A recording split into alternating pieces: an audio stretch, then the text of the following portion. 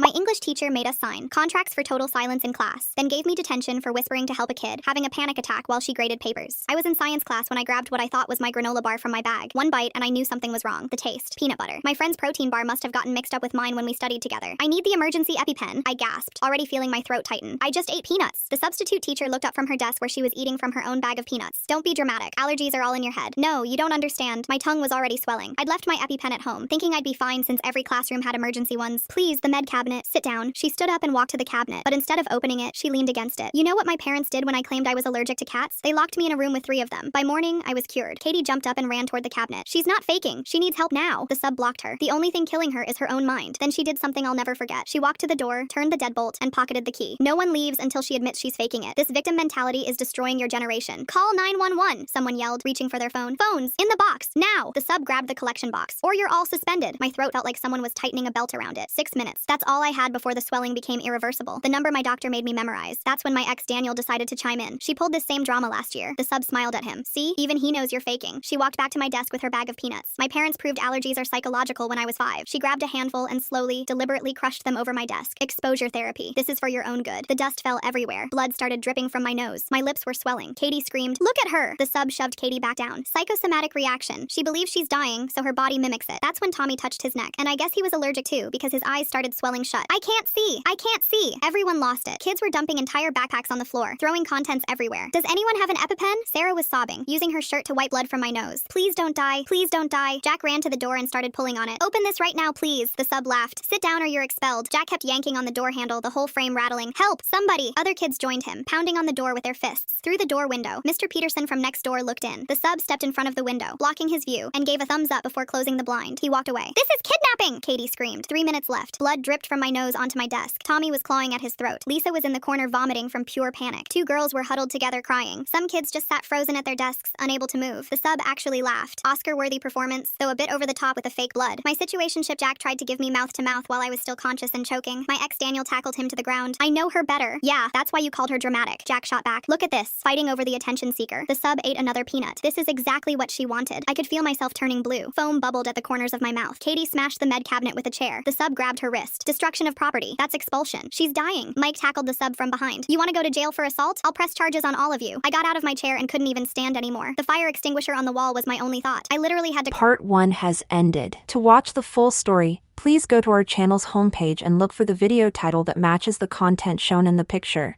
and you will find the full story video. Thank you for listening, and we apologize for this inconvenience.